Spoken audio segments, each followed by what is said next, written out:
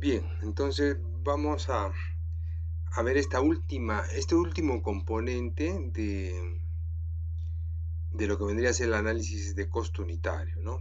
Como hemos visto, un minutito, por favor, un minutito.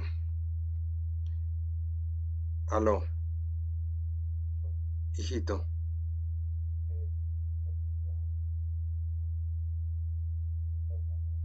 Sí, sí, porque se puede sacar la sonda. Si lo dejas amarrado, ya, el problema es que se saque la sonda de la nariz y eso le genera dolor cuando se la vuelven a colocar. ¿Te ha reconocido? Ay, qué bueno. Ya, ya, hijito. Ya, chao. Lo he mandado a mi hijo Juan Pablo a ver a mi papá al hospital, pues, porque como normalmente me voy tempranito yo para ver cómo va a pasar la noche. Ya va a salir, ya va a salir. Bueno, sigamos. A ver, decíamos que los tres componentes que conforman el análisis del costo unitario son eh, mano de obra, materiales y el último componente vendría a ser equipos y herramientas. Lo del tema de herramientas ya lo hemos explicado, ¿no? Que siempre se considera la herramienta aparte del equipo porque hace falta, ¿no? Andamios, carretillas o buggies, lampas, picos, combos de 20 libras, barretas, eh, baldes, todo eso forma parte de la herramienta que la empresa debe proporcionar para los trabajos y las actividades. Entonces, eso de herramientas está en el rango del 3 al 5%, ¿no? De 3 al 5%. Ahora, dependerá de la actividad, ¿no? Si es una actividad simple, aunque yo, yo dentro de la práctica siempre asumo un valor uniforme para todos. Si voy a considerar 3%, 3% en todas las partidas, ¿no? Ahora, el equipo dependerá de la actividad también. No todas las actividades utilizan equipo, ¿no? En el caso de una excavación manual de terreno normal, simplemente lo que va a ir ahí en ese ítem de equipo y herramientas va a ir herramienta 3%, ¿no? Ya está a punto, se acabó. Ahí no voy a utilizar nada de herramienta. Pero si fuera excavación con equipo, ¿no? Es decir, una excavación masiva, voy a utilizar un tractor o voy a utilizar una retroexcavadora. Entonces, en ese caso, va a ir el equipo y la herramienta va o no va. Esa es la pregunta. Claro que va, porque la máquina te hace la excavación en bruto y probablemente haya que perfilar. El perfilado, ¿no? Es un trabajo que en el caso de una edificación, pues porque habrá trabajo masivo o excavación masiva por sí para lo que son sótanos donde ya no, o sea, lo que haga la máquina ahí queda, ¿no? Pero en el caso por así de excavación de para sardineles, ¿no? Donde haya que después vaciar, o perdón, para cimientos corridos, donde después haya que vaciar, hay que, la máquina te hace la excavación eh, gruesa y después tú, de acuerdo a las dimensiones del elemento que vamos a vaciar, puedes perfilar, ¿no? Entonces, eso es algo de lo que también se utiliza como el criterio, o se conoce como el criterio para poder desarrollar este tipo de valores o estimados de costo, ¿no? Entonces, ahora, existe una gran variedad de equipos, ¿no? Entonces, ¿cuál sería el equipo que yo voy a escoger? ¿No? Por eso, ¿cuánto? hace la experiencia del analista de costos para poder desarrollar esta actividad, ¿no? Basándose en las dimensiones, basándose en la magnitud de lo que haya que excavar, en el caso de movimiento de tierras, o en la magnitud de lo que haya que vaciar, en el caso de concretos elaborados en obra, in situ, ¿no? Para definir, pues, si vamos a utilizar, vamos a hacer un vaciado, pues estamos en la sierra, no hay premezclado. Ahí tenemos que utilizar las herramientas y los equipos que podamos llevar. Entonces, ¿qué vamos a llevar? ¿No? Vamos a llevar trompos de ¿cuánto? De 7 pies cúbicos, de 9 pies cúbicos, de 11 pies cúbicos. Voy a llevar un Carmix. Entonces el analista de costo no sabe que, ¿no? El uso de Carmix es opcional, no es que todas las empresas tengan. El analista de costo dirá, bueno, vamos a considerar el análisis del costo unitario con un equipo de un trompo de tolva, de 11 pies cúbicos, porque lo que hay que vaciar en esta losa es volumen. Ya. El negocio, cuando uno ya ejecuta la obra, ya ese es mi negocio, pero, o sea, mi análisis de costo, lo que señala mi presupuesto es que, y en la especificación técnica, que yo voy a utilizar un trompo de 11 pies cúbicos. Por eso me han puesto un rendimiento, ¿no? Entonces, y ahí también había que hablar un poco del tema de los cuellos de botella, ¿no? Que quizás en la siguiente clase podamos referirnos algo a estos cuellos de botella. El cuello de botella se da en el tema de la planificación.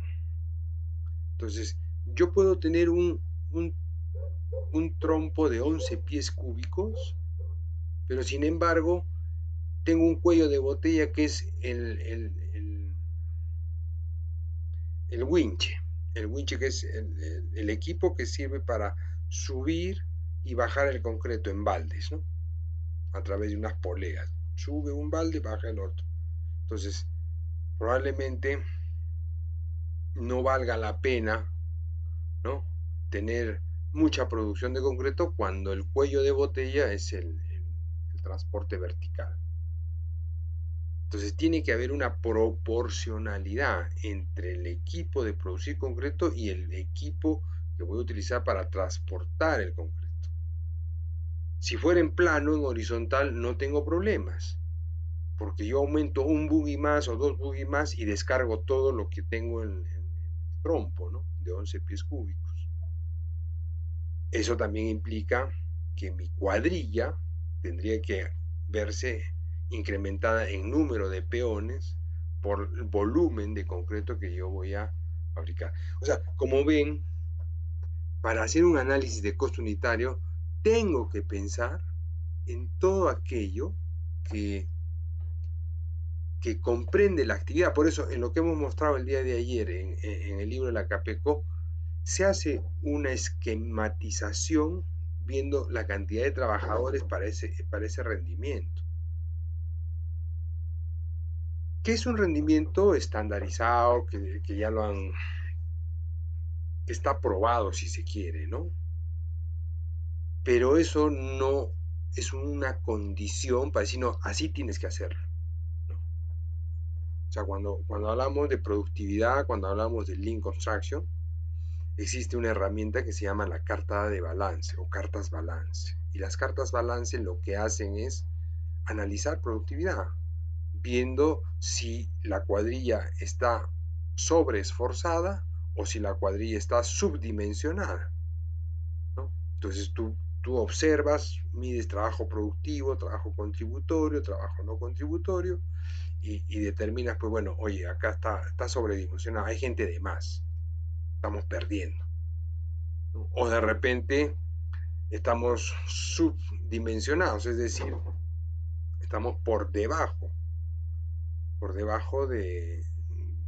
y la gente está generando mucho esfuerzo para lograr ese rendimiento.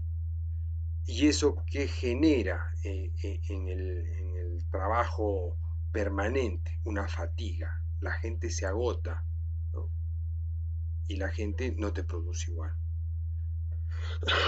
Estaba hablando con mi hijo justamente este fin de semana, está viendo una obra por acá de lo que es asfaltado, alcantarillado, y el domingo lo llamaron. Entonces me dice, conversando, pues, ¿qué pasó? ¿Por qué te saliste? Sí, me dice, papá, lo que pasa es que habían planificado para hacer esto, pero la gente está matada, me dice. Hemos trabajado de lunes a sábado hasta las 6 de la tarde, 6:30. ¿Cómo trabajamos domingo? ¿Cómo viene esa gente lunes? ¿No? A eso se llama fatiga, porque te agotas, o sea, tú aguantas un ritmo de repente de sobreesfuerzo un tiempito, ¿no? Pero darle a ese mismo ritmo también te hace pensar de que no es contraproducente. ¿Por qué? Porque finalmente la fatiga te lleva a que la gente se lesione, generes este tipo de enfermedades que surgen a raíz del sobreesfuerzo. Esas son las, en tema de seguridad, se me ha ido el nombre. Te genera como una lesión, pues, ¿no? O sea, y eso al final desacomoda tus equipos. Entonces, cuando uno ejecuta ahora, tiene que marcar un ritmo que en el caso de la filosofía Lean Construction se define como el takt time. Takt es una palabra alemana y el takt time es cuál va a ser el ritmo de acuerdo a la demanda de mi cliente, pero es un ritmo que yo lo quiero mantener constante, es decir, que el flujo de trabajo vaya a una velocidad definida, ¿no? Bueno, eso ya vamos a hablar, chicos. Yo me voy a comprometer con ustedes en hacerles una clase para hablar un poco más de la parte de estas herramientas, innovaciones tecnológicas. Bueno, pero en realidad eh, la variabilidad, al igual que el análisis que se hace para los materiales, para los equipos, estará en función de todo aquello que nosotros, de acuerdo a la experiencia o de acuerdo a una línea base, ¿no? podamos, podamos nosotros proponer como un análisis de costo unitario, ¿ya? Entonces, eso es lo que quisiera eh, manifestar y vamos a ver un poquito todo aquello que implica, todo aquello de lo que se debe considerar para el análisis del costo unitario, ¿ya? Bien, entonces dice, para poder determinar el cálculo de estos equipos, debemos establecer dos tipos de costos, ¿no? Los costos de posesión y los costos de, de inversión, ¿no? Por la tenencia y o propiedad del equipo, ¿no? Y los costos de operación. Entonces, diferenciamos el costo que el equipo mismo representa, ¿no? Y el costo, ¿no? Que por un tema de operación va a requerir. No solamente, ojo, hay que echarle gasolina o hay que echarle el petróleo, ¿no? Porque eso no es lo único que consume el equipo. El equipo sufre un desgaste, el equipo consume aceite, consume filtros, o sea, es máquina. Entonces no solamente funciona con gasolina o con petróleo, con el combustible o a gas, sino aparte debe considerarse dentro de esto, de este costo de equipo, todo aquello que se requiere para su funcionamiento. Ahora, en el caso de maquinaria pesada, ¿no? Hay dos formas de alquilar el equipo, ¿no? El equipo te lo alquilan, ¿no? Con operador, ¿no? Y esa es la manera que muchos propietarios hacen ¿Por qué? Porque el operador es el que se responsabiliza del equipo. No es que te agarran y te dan la máquina. ¿Sabes qué? Toma tu máquina, acá está la máquina, llévatela, me la devuelves, ¿no? Porque ya ha pasado. No, pero así estaba, no funcionaba y ya te la malograron. Entonces, por eso los dueños de estos equipos, normalmente la máquina sale con el operador. Dos, a veces te alquilan máquina, o sea, tú pones el combustible o lo que haga falta para el equipo, ¿no? Se supone que el equipo está operativo. En obra, por eso nosotros pedimos la bitácora. La bitácora es, el, como decir, el historial de ese equipo. Se utiliza un cuaderno donde llevan por el registro del cambio de filtro, cambio de aceites, hidrolina, lo que requiera pues a máquina, ¿no? Entonces para tantas horas trabajadas, horas máquina, tiene un contómetro para poder llevar un registro de cuándo le corresponde. Los que tienen auto, moto, saben, ¿no? O sea, uno cuando tiene una máquina tiene que ver que el cambio de aceite sea cada 5.000 kilómetros, si se utiliza un aceite semisintético, de repente cada 7.000, el semisintético, el sintético y es cada 10.000, ¿no? Y junto con el cambio de aceite va el cambio del filtro, ¿no? Que ahora le llaman módulo. Entonces, todo eso son los gastos que requiere un auto, una camioneta. Imagínense un cargador, imagínense una retroexcavadora, un tractor que tiene mangueras, llevan hidrolina para poder mover todas sus,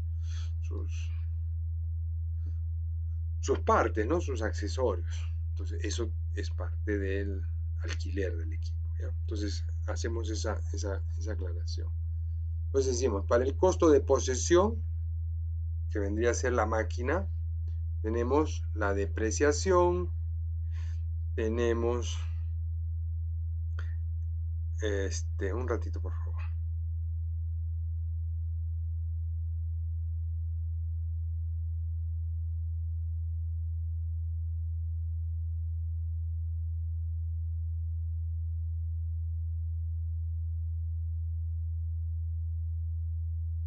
Ya. Entonces la depreciación, el interés del capital invertido, luego tenemos los seguros, impuestos, todo eso es parte de la posesión, porque en el caso por decir de camionetas, ¿no? Que el SOAT,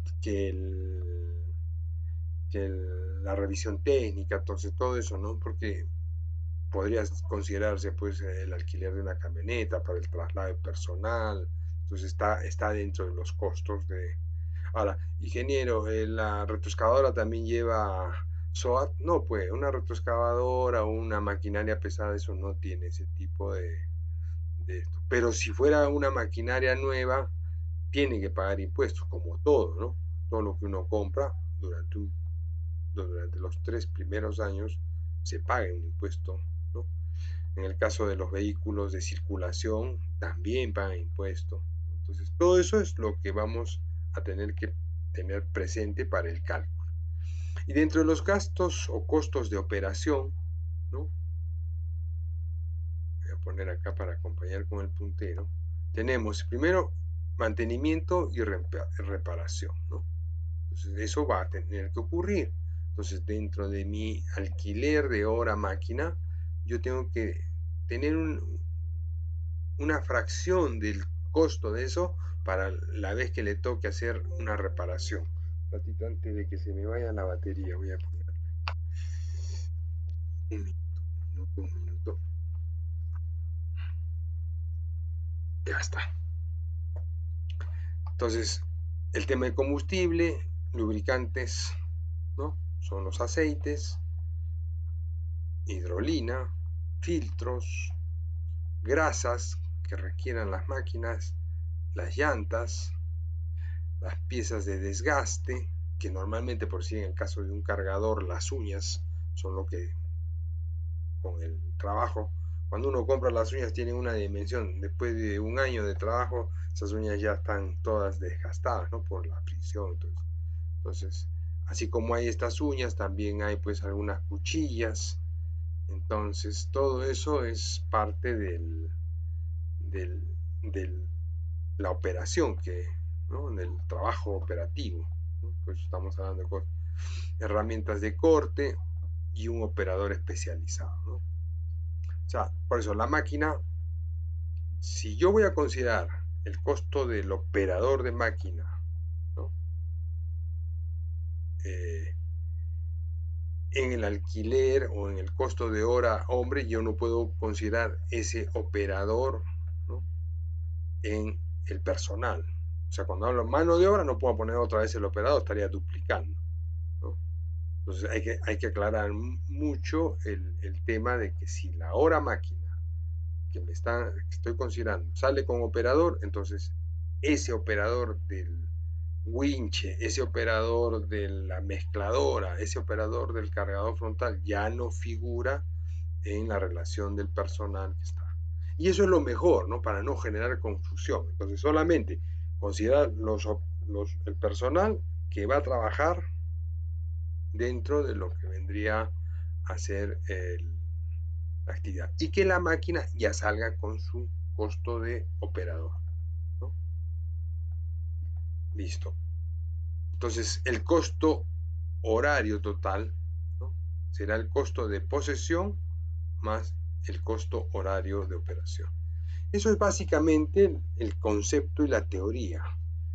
Bien, acá yo no sé si lo tenga acá un ratito. Vamos a ver aquí. Eh, este de acá. ¿Ya? Ya. Ya lo había abierto. Ya. Este es un documento que ha salido justamente cuando había la modificación esta del reglamento de metrados, ¿no? Entonces, fíjense, está alineado y veamos un poquito lo que señala, ¿no? Más que todo en el enunciado, en la conclusión. Artículo único. Aprobar la norma técnica denominada Elementos para la determinación del costo horario de los equipos y la maquinaria del sector construcción. O sea, esto es lo que para mí rige para el cálculo de esta hora máquina, que como anexo forma parte integrante del presente resolución directoral que será publicado en el portal institucional. Entonces, esto es pues la base, esta norma técnica, para el cálculo, considerando todo aquello que yo les acabo de mencionar, ¿no? Y hay ejemplos, o sea, acá yo no puedo modificar, ¿no? Entonces, ese es el contenido. Avísenme si les he subido esto, creo que sí, dentro del material. A ver, revisen en en su aula de Dutic, por favor.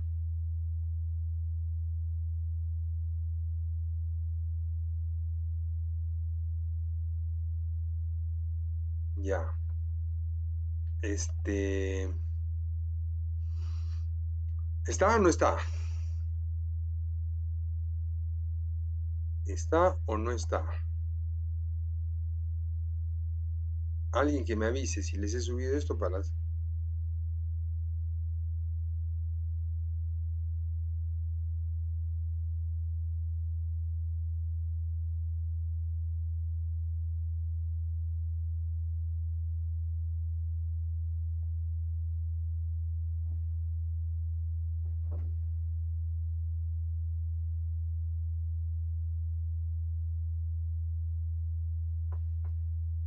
Chicos, por favor, necesito una respuesta para continuar.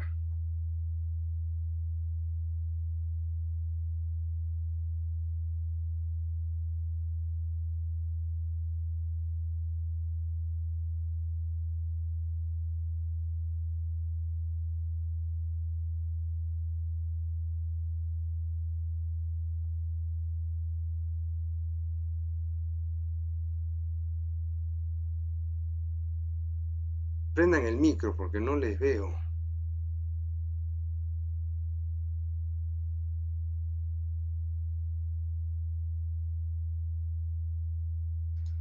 Ah, ingeniero, creo que no. Estoy Ya, revisándolo. ya, de acuerdo. Entonces terminando la clase lo voy a subir, ¿ya? Mire cuánto se han demorado en el retorno. Bueno, ya. Entonces, veamos. Entonces, acá hay un ejemplo, así como con manzanitas, ¿no?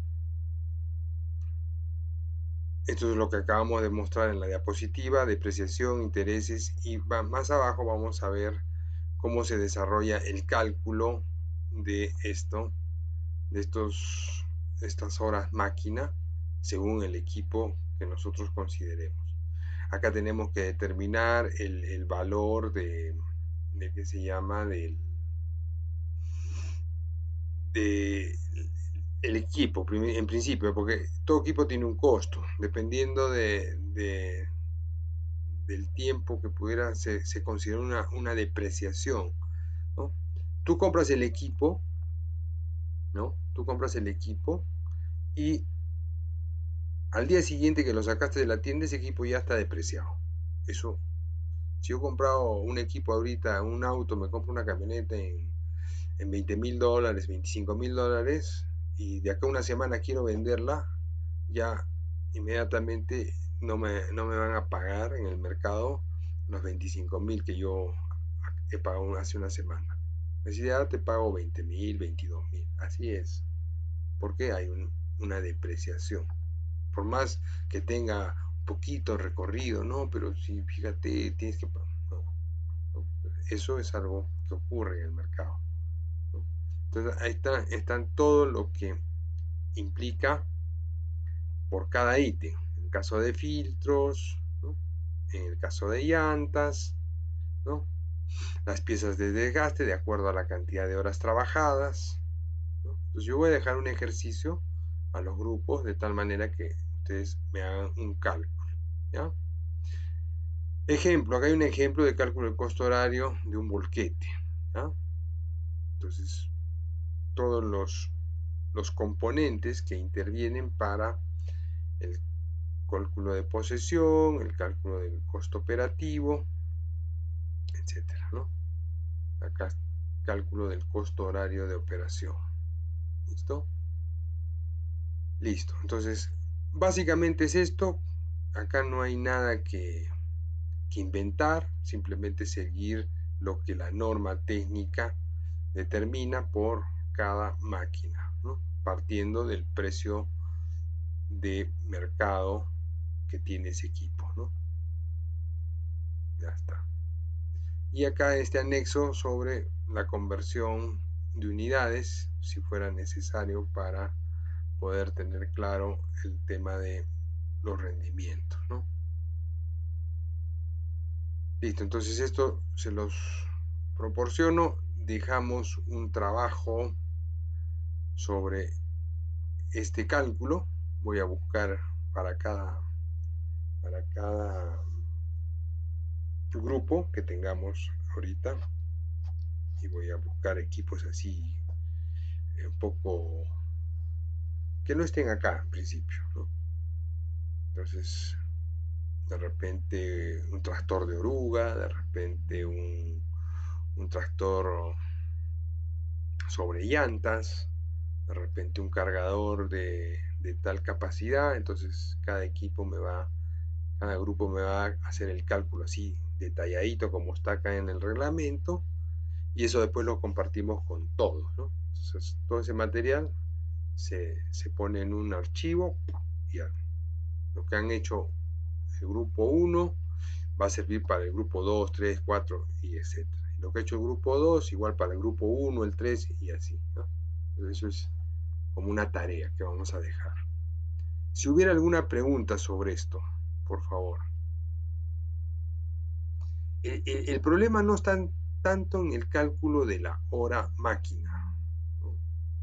Yo creo que el problema o lo importante radica en la elección. O sea, ¿cómo elijo qué equipo utilizar? ¿No? Y como repito, dependerá de las condiciones y las características de cada uno de estos trabajos que vamos a realizar. Partiendo de la ubicación, ¿no? La ubicación. ¿No? Bueno, a mí me ha tocado llevar, cuando estábamos haciendo defensas ribereñas, ¿no?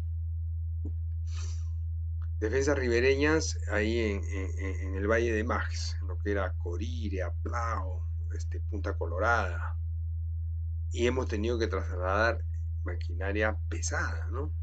Por lo tanto, como les explico, se complicaba un poco el tema del traslado de equipo, porque todo eso teníamos que hacerlo en cama baja, ¿no? Y el Ministerio de Agricultura, que era el organismo, la institución responsable, no te proporcionaba.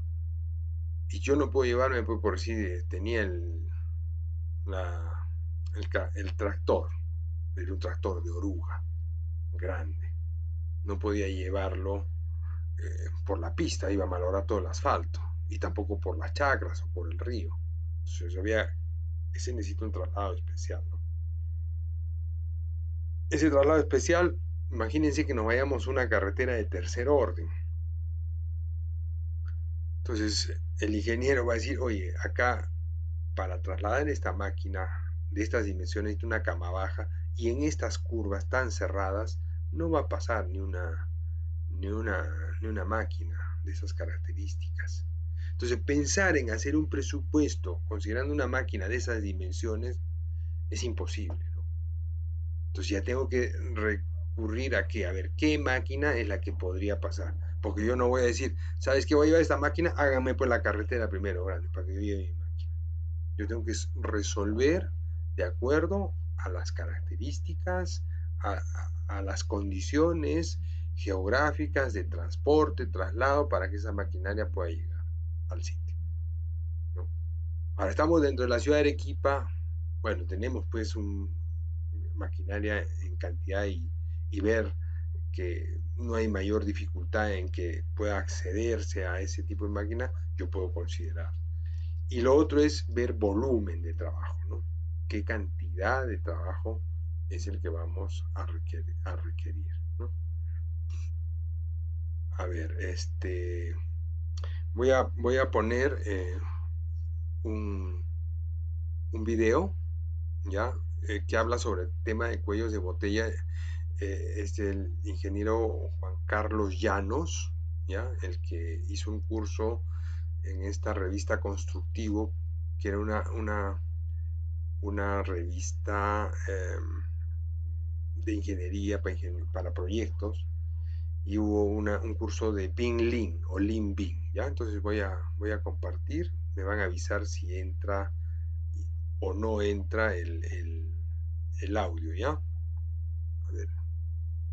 Y ahí vamos a ver cómo se hace el análisis de acuerdo al rendimiento y también un poco el tema de cuellos de botella, ¿ya?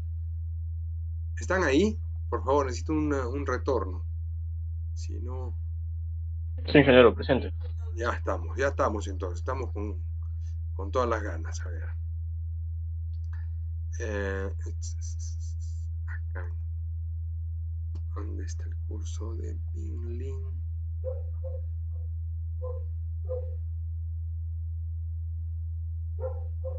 Acá está, Limbing.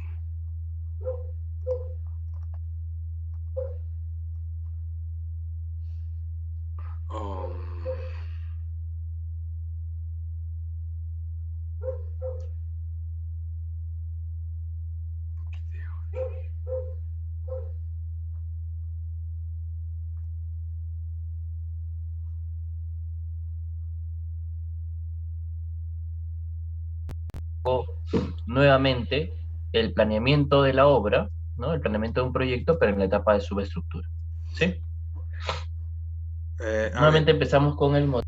a ver, hacemos una explicación. Este es un proyecto para una torre de edificios. Esta torre de edificios necesita 4 sótanos y lo que propone la empresa que va a ejecutar la obra Estas son obras privadas en principio, ¿no? Entonces, siempre lo que es el privado, el empresario, siempre busca la mayor productividad, porque al tener mayor productividad lo que vamos a conseguir nosotros es mayor rentabilidad.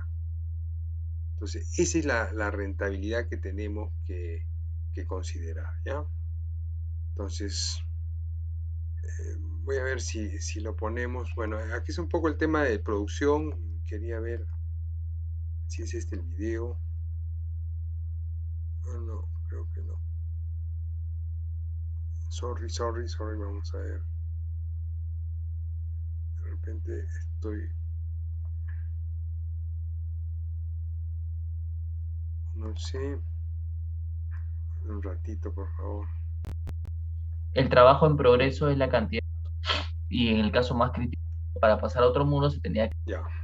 Acá está lo de los una cuarta PJ. partida. Y esto es lo que se El analiza, tiempo ¿no? estimado, ¿no? Para poder realizar ¿Se escucha? toda una corrida de... Por favor, a ver, dígame si se escucha.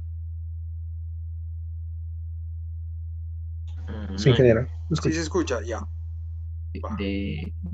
para poder acabar un anillo eran 14 días útiles con 2 muros, ¿no? O sea, podíamos realizar en menor tiempo, ¿no? Podíamos hacer 13.900 y en el anillo 4 6.900.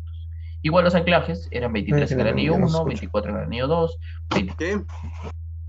Pero no se escucha el audio, ingeniero, del video. ¿No se escucha el audio del video? No. Ya, entonces, a ver, voy a tener que cambiar la forma de... Fíjense, dentro de lo que podría yo explicar, ¿ya? Voy a utilizar el video porque probablemente lo haga muy largo.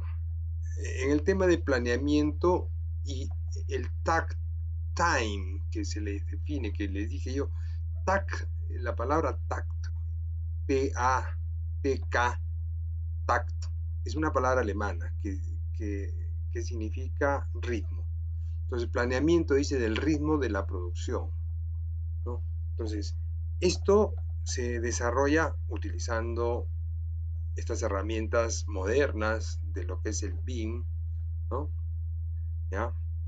Para ver el tema de sectorizaciones, ¿no? Hay un software que se llama el Data Analytics, ¿ya? Y que toma del BIM, es decir, de lo que vendría a ser el Revit, las formas, y te hace un análisis en un corto tiempo. De repente dependerá de mucho de las interacciones, un minuto, y te dan los sectores, ¿no? Acá el amigo muestra un poco de esa tecnología que ya se está utilizando, ¿no? Para poder establecer un trabajo balanceado en diferentes sectores, ¿no? Porque lo que nos interesa a nosotros en obra es producción. Este es el negocio de la etapa de ejecución. O sea, estoy hablando de cómo voy a ejecutar, cómo voy a planificar, cómo voy a hacer el planeamiento yo, ¿no? Entonces, fíjense, para el planeamiento se está considerando, entiende tu alcance, y el alcance es todo aquello que tú vas a hacer si has dividido tu trabajo, ¿no? Por hitos o fases, entonces tu primer hito probablemente sea lo que es movimiento de tierras, ¿no? Dentro de tu planeamiento. De repente el segundo hito va a ser lo que es estructuras, o sea, todo el casco. Estoy hablando de un edificio, ¿no? Después tu tercer hito es todo lo que son acabados húmedos. Y acabados húmedos es colocación, revestimientos de cielo raso, revestimientos interiores, exteriores, colocación de pisos, ¿no? Vaciado de contrapisos, todos esos acabados húmedos. Y después vienen tus acabados secos, ¿no? Y esas puertas, ventanas, etcétera, etcétera. Entonces, uno lo que normalmente hace es dividir todo el trabajo para tener un mejor control. O sea, yo no agarro toda la planificación, sino la voy a fraccionar, ¿no? Esa es la idea. Entonces, primero el alcance, dice, ¿no? Después, definición del ritmo y la sectorización. Sectorizar es es que no siempre voy a poder sectorizar. Hay trabajos que son lineales y no lo puedo sectorizar. ¿Cuándo tengo que sectorizar? Cuando sé que hay ritmo. Perdón, hay cosas que se van a repetir, que son cíclicas. Entonces, hago sectores ¿para qué? Para que genere dentro de estos sectores un tren de trabajo, ¿no? Una secuencia. Y eso es parte de lo que hace. A ver, voy a tratar de compartir de otra forma, ¿ya? Para que podamos escuchar. Tengo que entrar acá, tengo que dejar de presentar esto para ver si es que puedo lograr esto. Un ratito, ¿ya?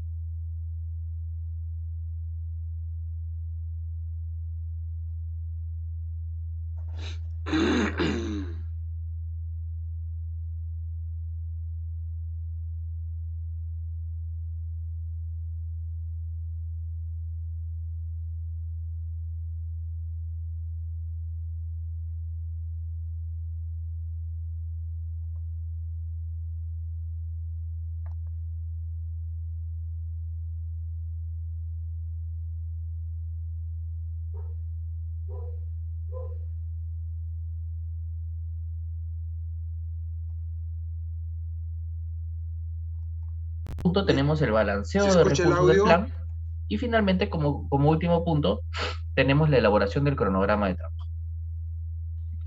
Cuando hablamos de entendimiento del alcance, hablamos un poco del desarrollo, que el desarrollo del plan de alguna manera requiere de datos de producción de cada actividad individual y ¿Se del escucha el sistema en audio? conjunto. Estos datos necesarios pueden incluir metrados, ¿no? Pueden incluir planos o también metodología en BIM. En este caso en particular todavía no vamos a ver el BIM. En el caso de la siguiente clase sí vamos a ver cómo se alinea este planeamiento de ritmo de producción con el tema BIM, ¿ok? Secuencia de producción, los procesos que van a desarrollar cada una de las partidas José, y los ¿se escucha recursos el audio? involucrados, llámese mano de obra, No, ingeniero, no se materiales, escucha. equipos No, y ya. subcontratos. ¿Sí? En este caso en particular, identificamos las partidas que se van a desarrollar para esta fase de proyecto, que en este caso era la excavación y estabilización, y tenemos una primera partida que es la excavación masiva y la excavación localizada de cada uno de los muros anclados, ¿no? De este sistema de estabilización. Tenemos el proceso de perforación e inyección, ¿no? De los anclajes de los muros anclados. Tenemos la partida del perfilado manual, ¿no? Que se hacía luego de la excavación de las banquetas, ¿no? Con la máquina del proyecto, ¿no? Solo para la fase de excavación y estabilización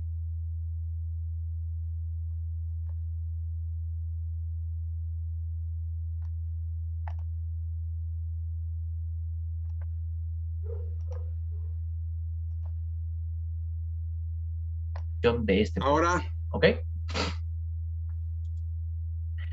Primero, desarrollamos, como les había dicho, el sistema de producción, No, ingeniero, ¿no? no se escucha el audio. no se escucha el audio. Ay, ay, ay, ay, ay. A ver, a ver, a ver, a ver, a ver, a ver. Si cierro esto.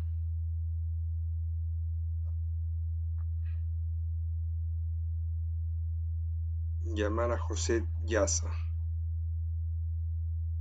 Oye Siri, llamar a José Yaza. ¿Seguro que quieres llamar a José Yaza o a Mani Celular? Sí. Llamando a José Yaza o a Mani Celular.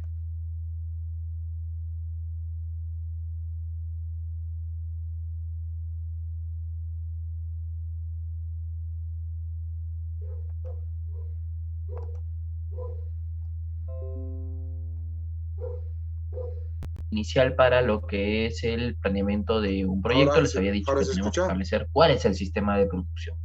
Y el sistema de producción no es más que una secuencia Ah. lógica de actividades y tareas necesarias para producir una entrega. ¿sí? Por llamada. Vamos a ver No entiendo. O sea, los pasos que se tienen que tener para poder desarrollar el sistema de Ya, producción. ya, ya. Ok. Entonces, Gracias. a la hora de, para el momento de hablar del sistema de producción, que también lo vamos a ahondar un poco más adelante en la siguiente clase, eh, una de las cosas que tenemos que determinar es el planeamiento del ritmo de la producción, ¿no? Saber cuál va a ser el ritmo de trabajo que va a tener el proyecto. Y para ello hay 5 pasos que se tienen que, de alguna manera, desarrollar, ¿no? Primero es el entendimiento del alcance. Como segundo punto es definición del ritmo y sectorización. Como tercer punto tenemos la estructuración de la secuencia de actividades. Como cuarto punto tenemos el balanceo de recursos del plan. Y finalmente, como último punto, tenemos la elaboración del cronograma de trabajo. Cuando hablamos de entendimiento del alcance, hablamos un poco del desarrollo, que el desarrollo del plan de alguna manera requiere. Ya, bueno, a ver, vamos a explicar, porque creo que voy a tener problemas con, con esto y se me está pasando la hora.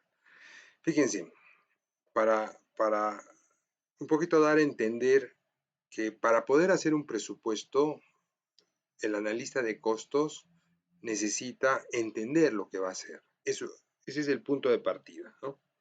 Entonces, si yo voy a desarrollar un proyecto basándome en mi experiencia, en lo que yo he ejecutado anteriormente, creo que la cosa no va a ser tan difícil, ¿no?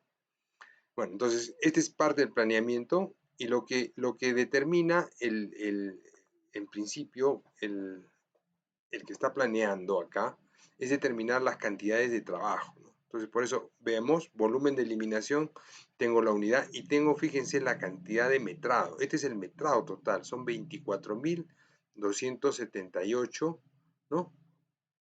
Metros cúbicos, que resultan de la sumatoria de estos anillos. ¿Por qué hablo de anillos?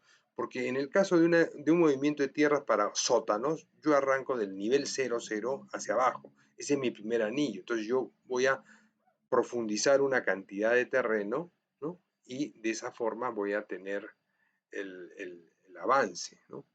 En segundo lugar, voy a hacer el segundo anillo, tercer anillo y cuarto anillo.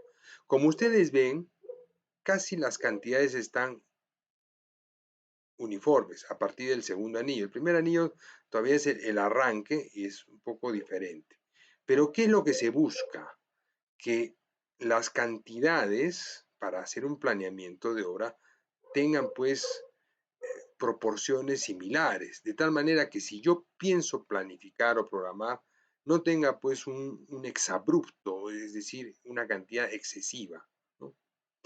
Bien, hasta ahí creo que ustedes están viendo que esto es parte de estas son las actividades, ¿no?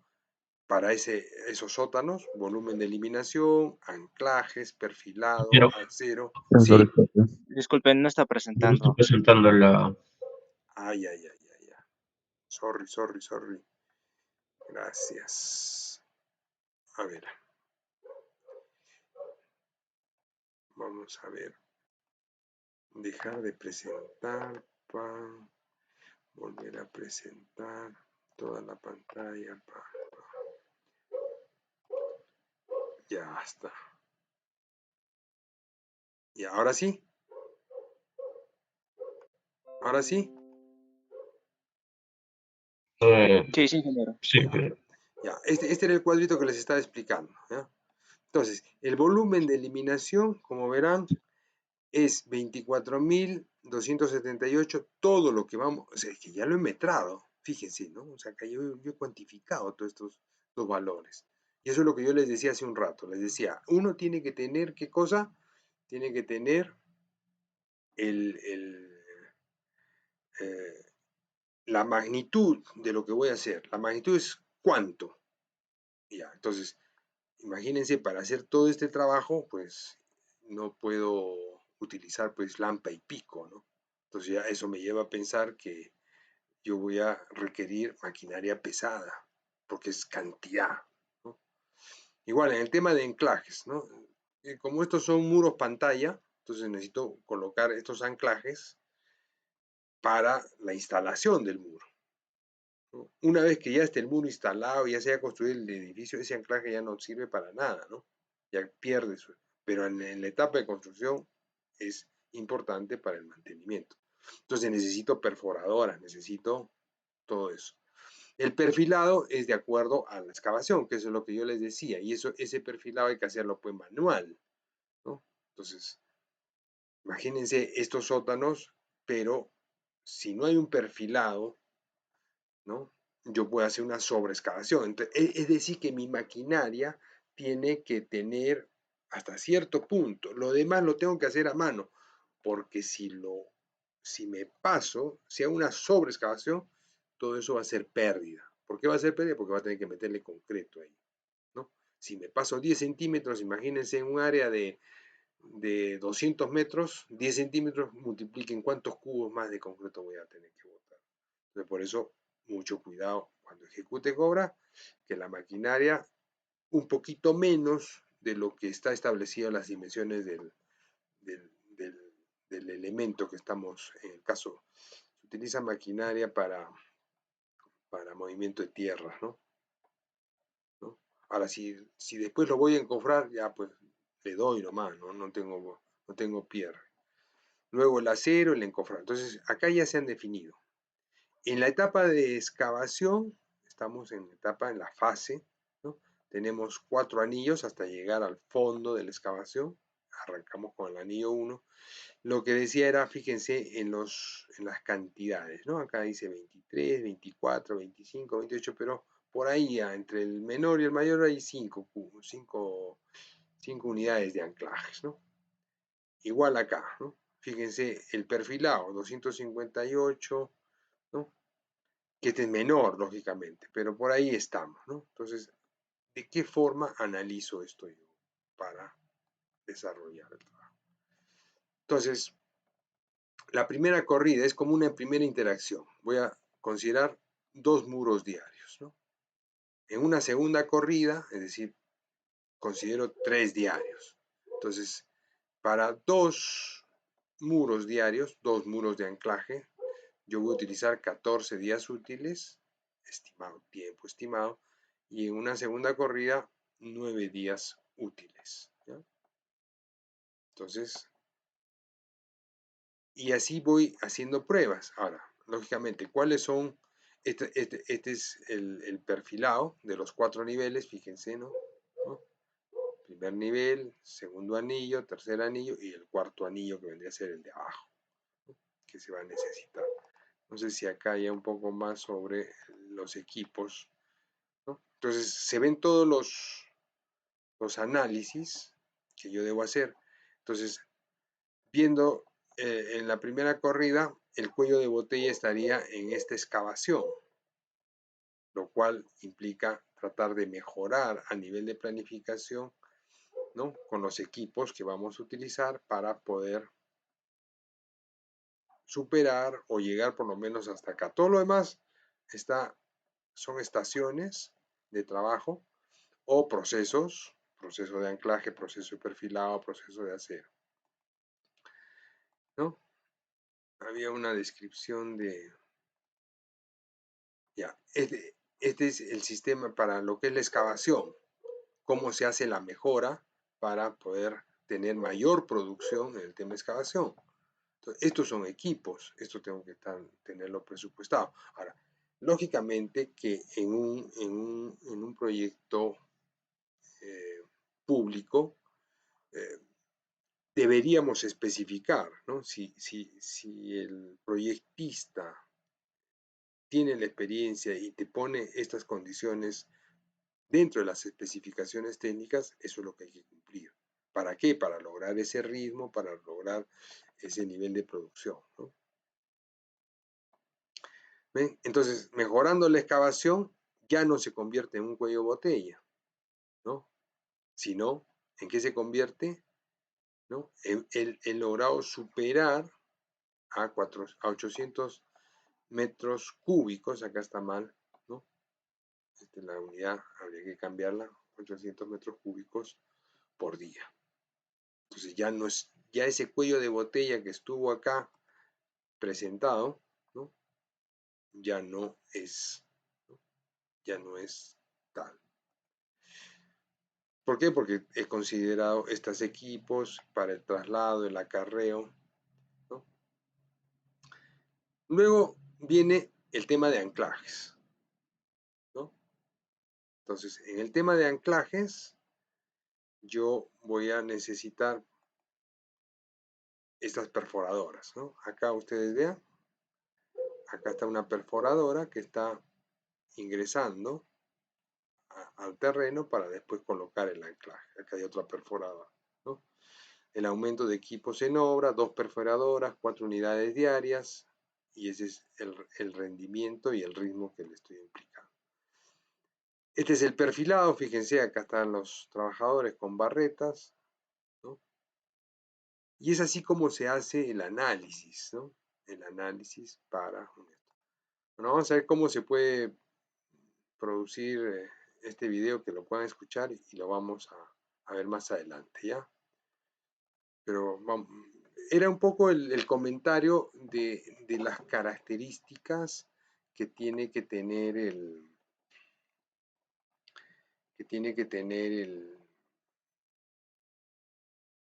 analista de costos para poder tomar la decisión sobre los equipos. Bien, ahora vamos a entrar a otro capítulo, que este capítulo es el del... Lo que hemos visto hasta ahorita es el costo directo, ¿no? Ahora lo que vamos a ver es el costo indirecto, que es el otro componente dentro de lo que es el presupuesto. Entonces, cada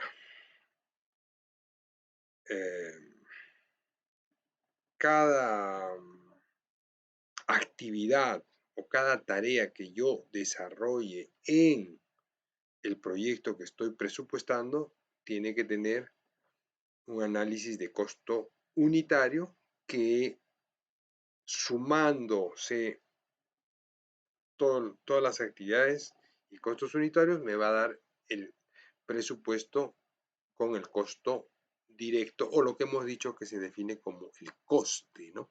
El coste. Ya. Vamos a abrir la diapositiva de costo indirecto.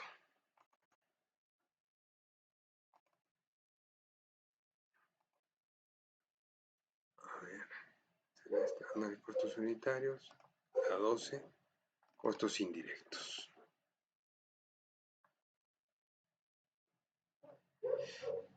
Listo, costos indirectos. Ya. Entonces arrancamos nuevo capítulo que lo definimos como el costo indirecto. El costo indirecto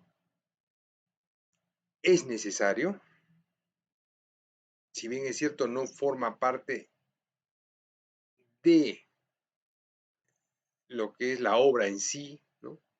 De los materiales, de todo, o sea, de lo físico, de lo tangible, ¿no? O sea, lo tangible es lo que puedo tocar, agarrar, ¿no? Y eso tiene un valor, pero en la parte de la administración, de la conducción, de la dirección, ¿no?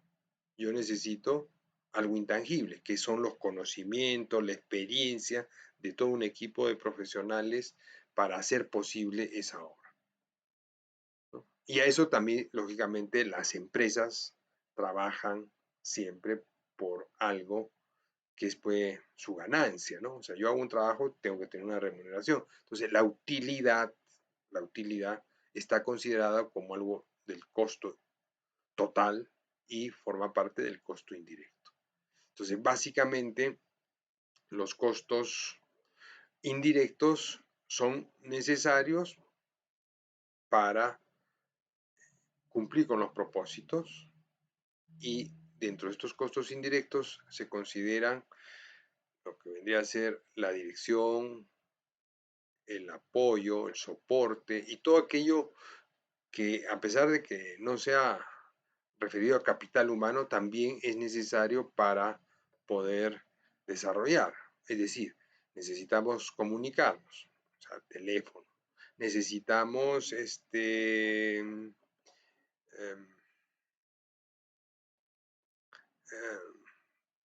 útiles para presentar informes, papel. No es capital humano, pero hace falta imprimir planos, hace falta sacar copias, presentar valorizaciones, ¿no? Presentar cartas de garantía, ¿no? Entonces, todo eso que no está relacionado directamente con la construcción misma del edificio, del puente, la carretera, forma parte del costo indirecto.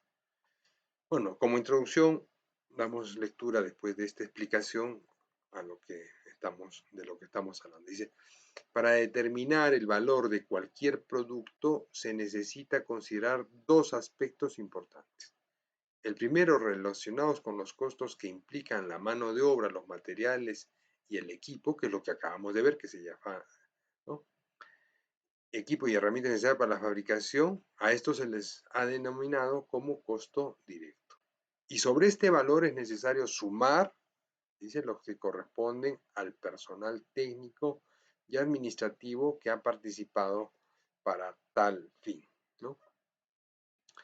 Por lo tanto, necesitamos añadir estos gastos o costos indirectos, luego a toda esa sumatoria aplicarle un porcentaje de utilidad y finalmente aplicarle un porcentaje de lo que vendría a ser los impuestos. Un minutito, por favor.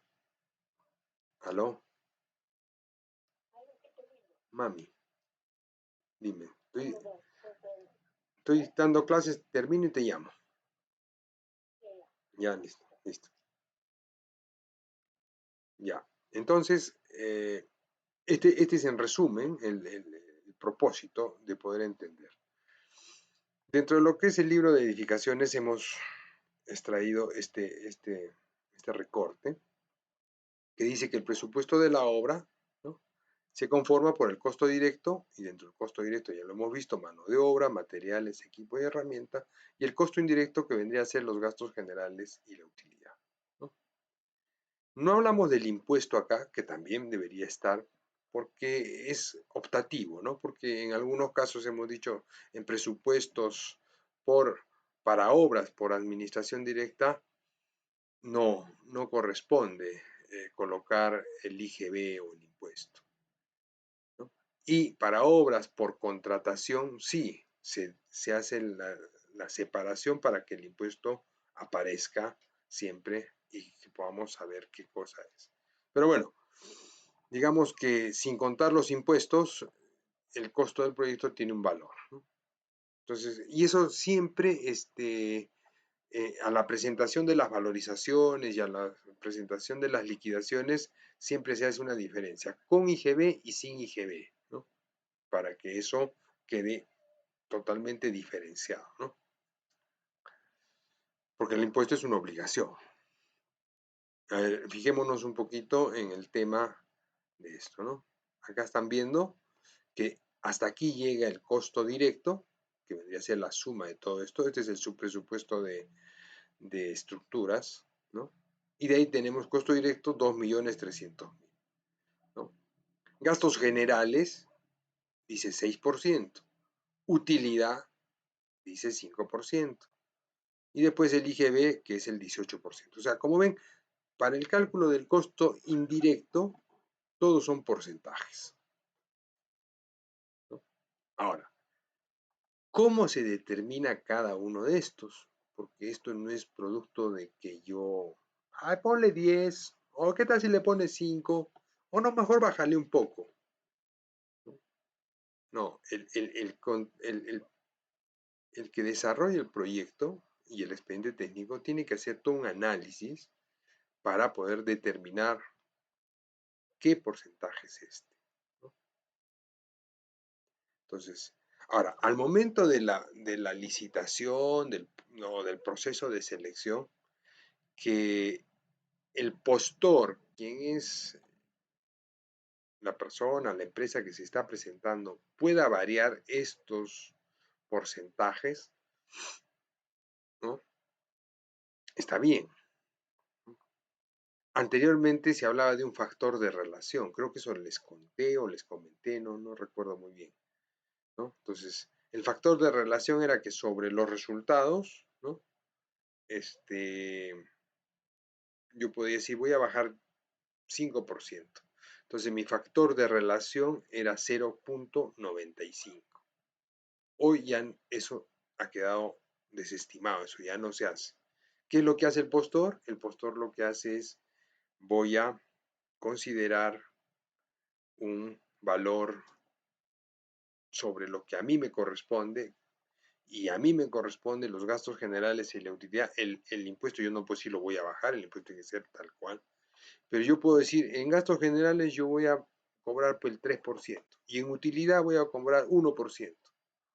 Ah, ya, bueno, yo estoy poniéndome la soga al cuello, o yo de repente por generar trabajo, ahorita no me interesa tanto la utilidad, sino mantener a mi gente en la empresa y que tengamos trabajo, porque habiendo trabajo vamos a pagar sueldos, habiendo trabajo, no vamos a tener utilidad. Pero el gasto general hay que tener mucho cuidado también, porque no es que lo pongo en cero, y con qué pago residente, y con qué pago otros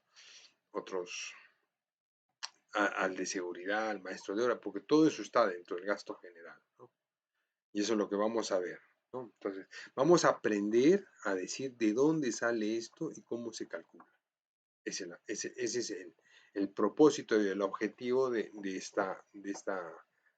esta parte del curso. Entonces, dentro de lo que vendrían a ser los primeros, ¿no? Es decir, los gastos generales, ¿no? Yo puedo decir, los gastos de administración. La administración es lo que se necesita para poder, durante el tiempo que demande la obra, ¿no? Poder llevar, porque hay que llevar documentación, hay que registrar trabajadores, hay que hacer compras, entonces, esos gastos de administración, de dirección, ¿no? Técnica, como dice acá abajo, es parte de ¿no? del gasto general. Como ven, esto no entra pues en el muro de ladrillo, esto no entra, ¿no? La dirección técnica, el residente no está dentro de lo que hemos visto hasta el momento de capataz, ¿no? Que es un operario con responsabilidad, hasta peón nada más. La vigilancia no está, la supervisión no está, los imprevistos que pudieran presentarse, prestaciones laborales y sociales del personal, etc., ¿no? Entonces, los costos indirectos están nuevamente comprendidos, como hemos dicho, por los gastos generales y la utilidad. Y como se representa en la parte de abajo, dice, comprenden aquellos gastos que no pueden aplicarse dentro del análisis del costo unitario. Entonces, todo lo que no he puesto en el costo unitario tengo que ubicarlo en el costo indirecto, porque esa es la manera como yo voy a evitar cualquier tipo de perjuicio, porque si no lo hago ¿no? como ingeniero de proyectos o jefe de proyecto, a quien le estoy pasando el problema y perjudicando es al que va a venir a continuación a ejecutar el proyecto, ¿no? Por eso mucho cuidado siempre a revisar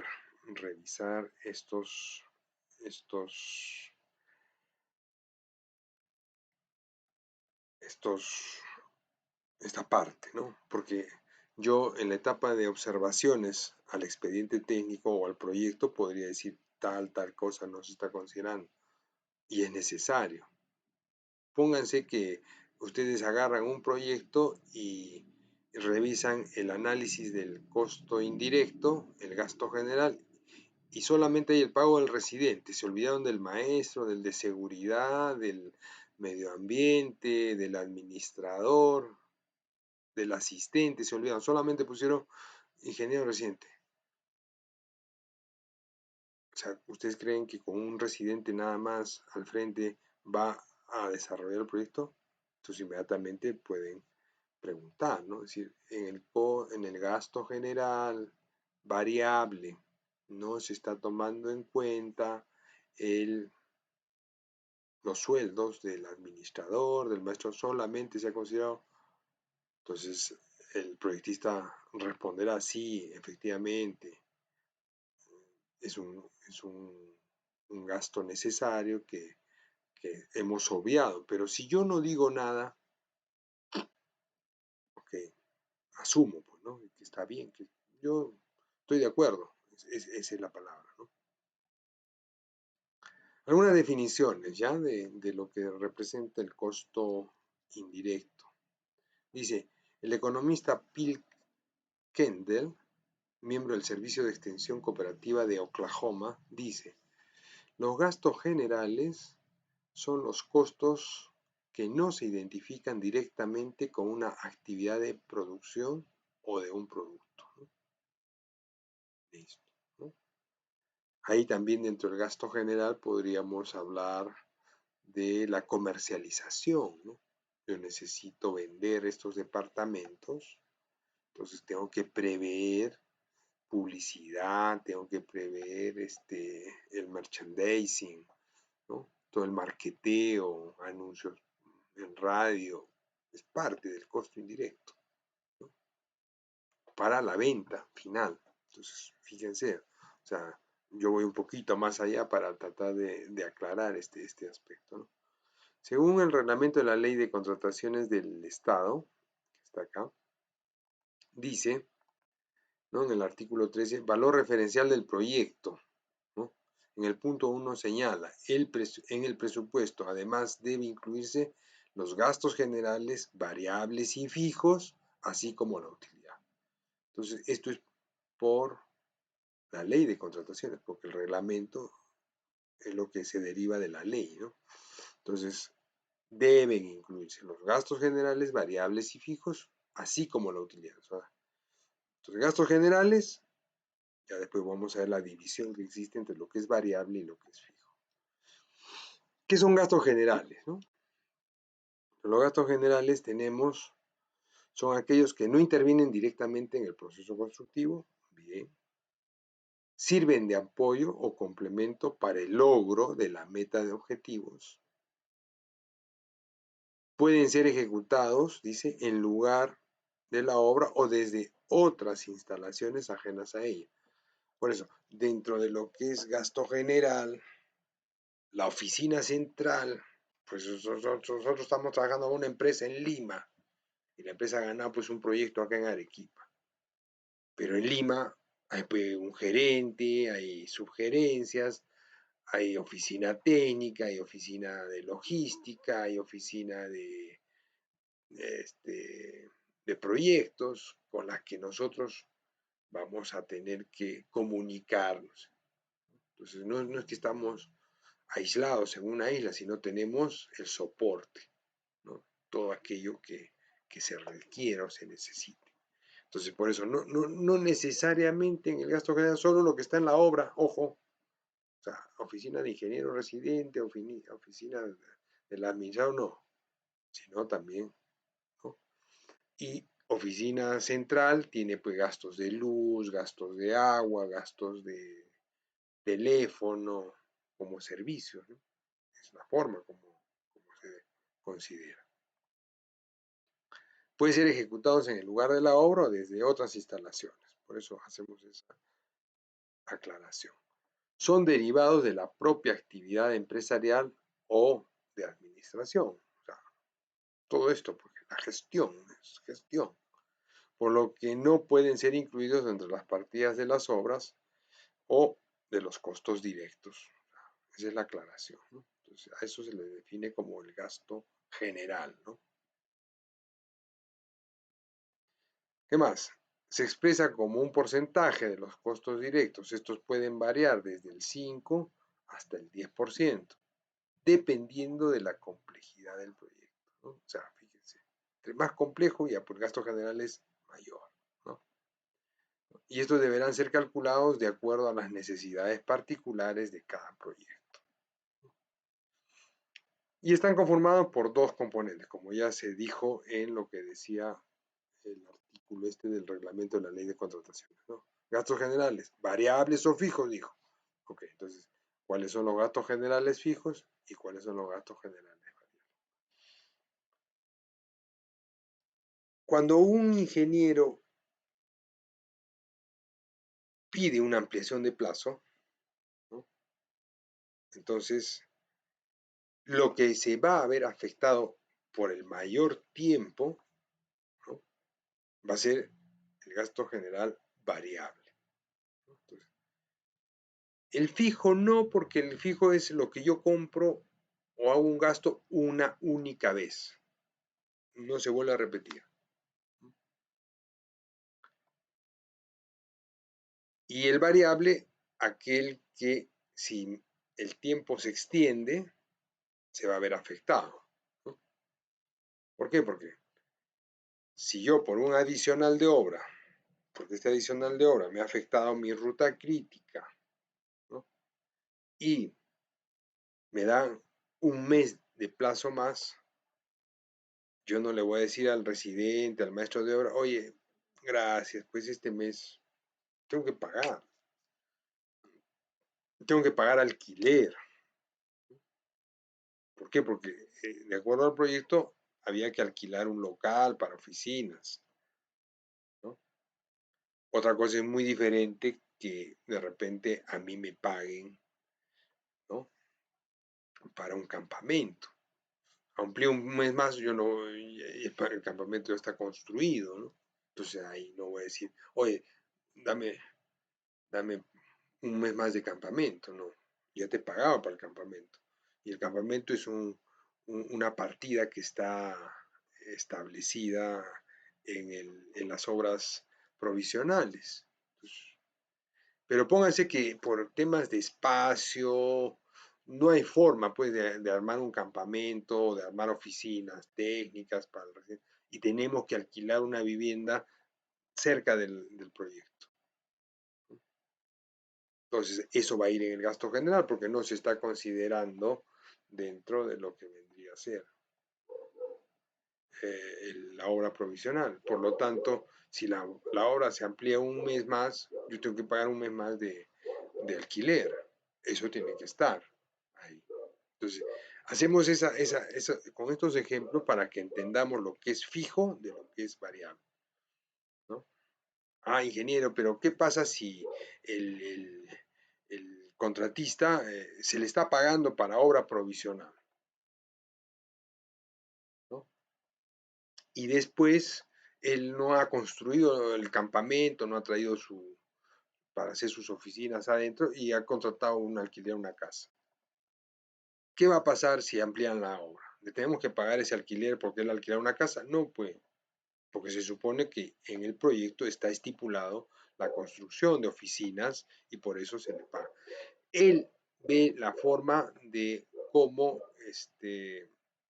manejar administrativamente, de repente le conviene más cómodo, más seguro, mejores comodidades, está alquilando una vivienda, está bien, pues, ¿no?